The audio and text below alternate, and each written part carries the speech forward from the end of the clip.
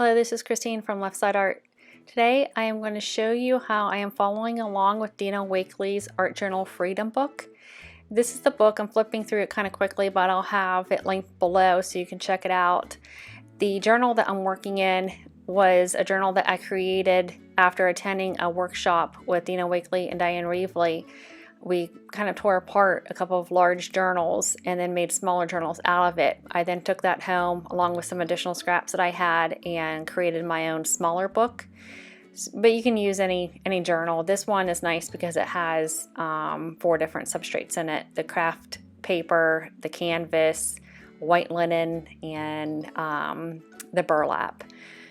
So what I'm doing by following along with this book is doing the page challenges. And so what Dina Wakley does in this book is that she goes over concepts. And the first concept that you go through this book with is exploring symmetry and asymmetry. And having a good idea of what these concepts mean and how to work with them, I think will really help improve your art, or at least that's what I think will help me. And even though I know what symmetry and asymmetry are, I don't feel like I actively try to work with these concepts when I actually create something. I have some habits that I turn to and they've worked out, and I think I need to be able to expand and explore other things to do, or it's all personal preference. So I figure practicing with this book and the page challenges, actually going through it, will kind of like help retrain my mind, retrain my habits on what other options I have when I go to create a piece of art. And these concepts and these page challenges are relatively simple, just the way Dina has them laid out. She puts things in layman's terms, very easy to follow along with, and you can follow along as closely or as not as closely as you want.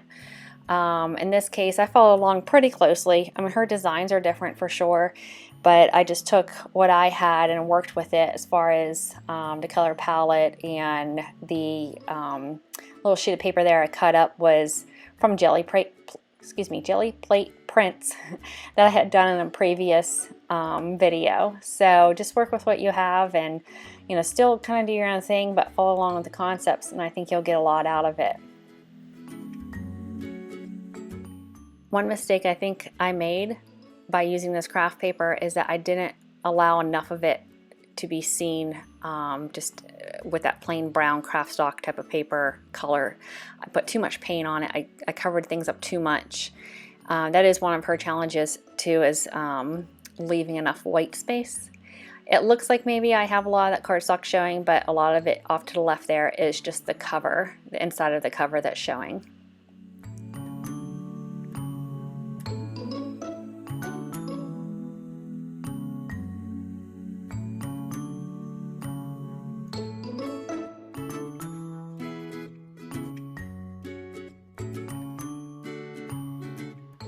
There are parts throughout her book where she shows that she sews within her journal. I don't have a sewing machine. I don't have a desire to try that method out. So where she has stitching, I have marker. But again, it's not to copy some of these techniques. It's just to learn how to explore and to expand your own.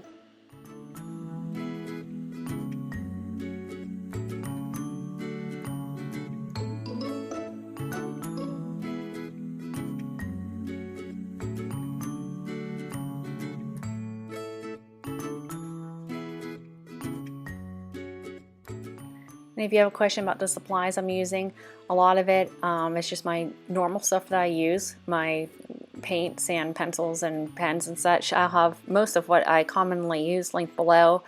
In her book, she does give a really good supply list at the beginning as well of what she likes to use. For instance, that Stabilo pencil off to the left there is one of hers, or one of her favorites, and I've also come to like it as well. It's a water-soluble pencil, and it just moves very well for shading. I use it around that little girl there. All you do is outline it, add a little bit of water with a brush, and there you go. So I'm on to the next page challenge, which is create a center weighted composition. So while I was creating on the left-hand side, and the extra paint I had, I was kind of wiping it off on the right-hand side just to start to give it some texture in the background. Now again, this design is completely different from what Dina has in her book, but it is practicing the concept.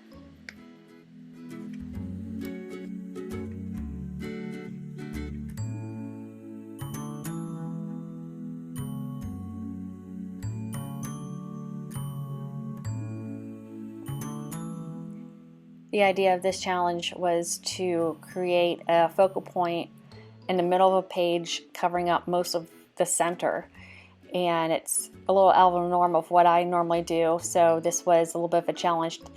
First, to find something that would fit, something that would look nice, and if you look in what Dina did, it was something similar. It was a silhouette of a girl, and she had a background done and did the inside of the stencil with a different design. So I went similar along those lines, and then I just really was trying to get my silhouette to pop a bit more. It was running into the background a little too much, so I add highlights and lowlights and things like that, which I normally do around any of my subjects, just to give that a little extra oomph. And Dina, she used a lot of different bright colors, which really helped break hers up, which if I do this again, maybe I'll try that method.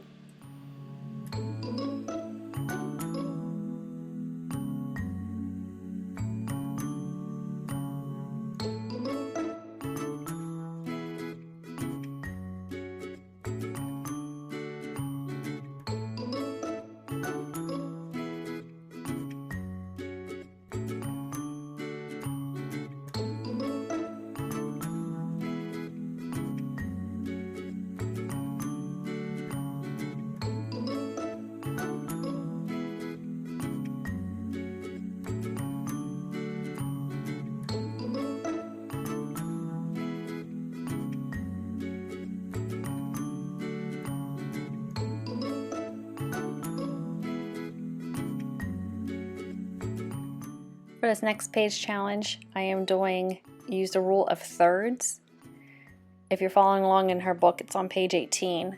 I left a page to the left blank, which I'll go back and do another challenge on, but I really wanted to use this rule of thirds on this white canvas paper. And the rule of thirds is basically a third away down your page and a third away over, either left or right, you put your focal point.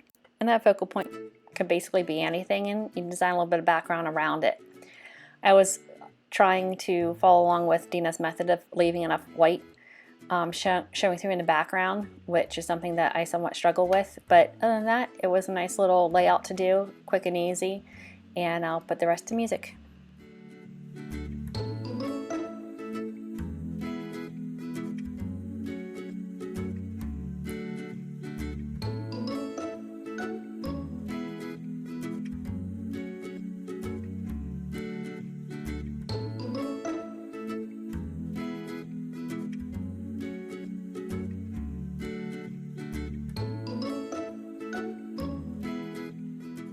This next challenge is use the rule of threes, and I cut out 3 circles to follow along with her example, and this page I'm cutting out is from a previous gel plate mass production thing that I did.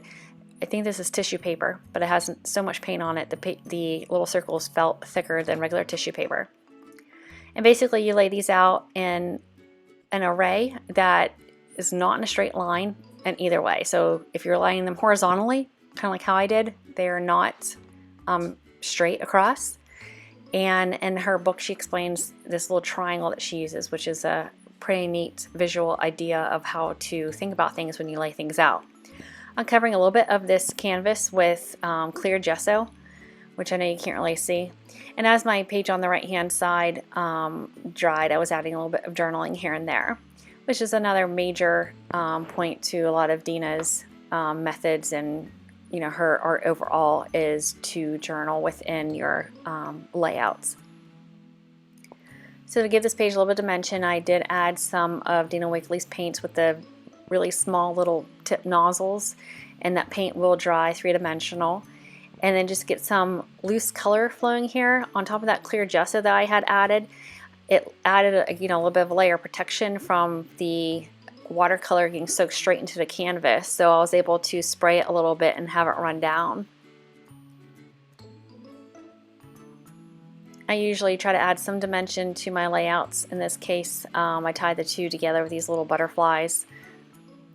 And to be careful on how thick I add to these pages, how thick the dimensional pieces are, because it is already a relatively thick journal that when I go to close it, I want to make sure it still closes to some extent.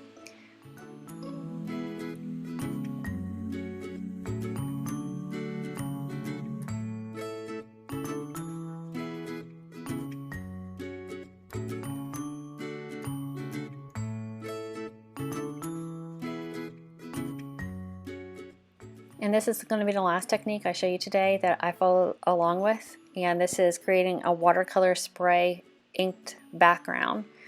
And so you take a piece of paper, add a whole bunch of ink on it, and then you spread water on it with a brush to lift off some of the ink in different areas. And you roll a paper towel over it to, to kind of sponge it up a bit.